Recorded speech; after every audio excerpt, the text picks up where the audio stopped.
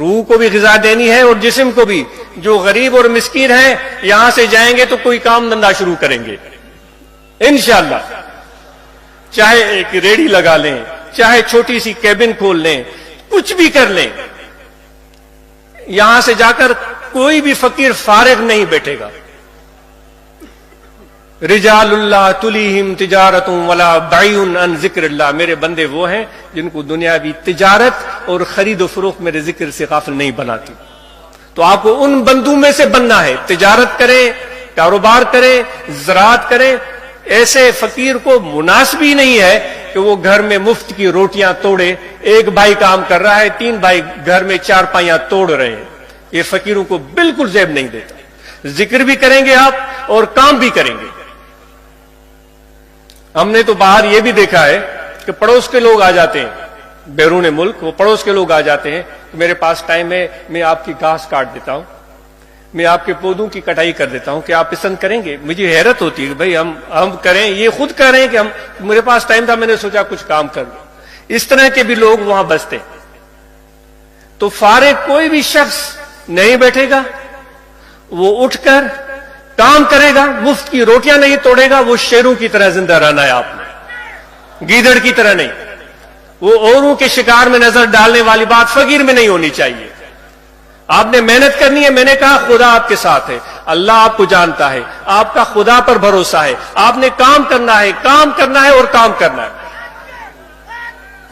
انشاءاللہ مجھے یقین ہے یہاں سینکڑوں ہزاروں لوگ ایسے بیٹھے ہوئے ہیں جو نیکسٹ ٹائم آئیں گے. اللہ کی یہ معجزہ ہوگا, میرے نبی کا یہ معجزہ ہوگا. وہ غریبوں کی صف سے نکل کر امیروں کی صف میں آ چکے ہوں گے انشاءاللہ.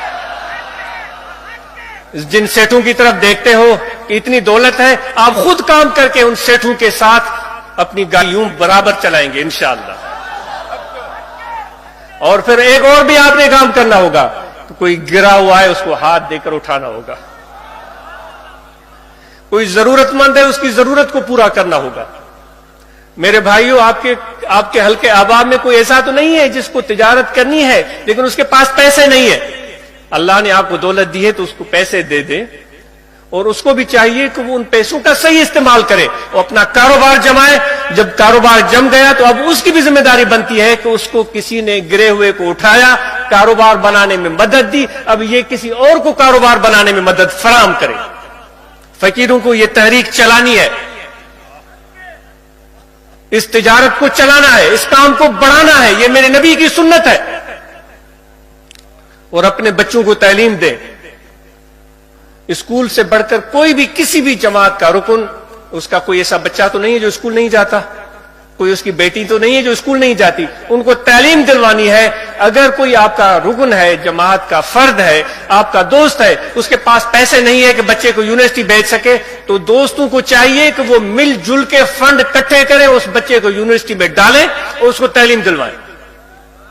اس نوجوان کی ذمہ داری ہے جب وہ پاؤں پر کھڑا ہو تو وہ قرض حسنہ ان کو واپس کرے, اور پھر آگے کی تیاری کرے کہ مجھے کسی اور کو تعلیم حاصل کرنے میں مدد دینی ہے. یہ تحریک چلانی ہے, آپ نے یہ کام کر کے دکھانا ہے.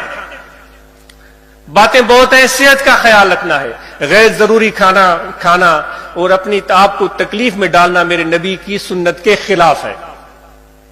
آقا انعامدار صلی اللہ علیہ وسلم سادہ تناول فرماتے تھے اور کم کھاتے تھے.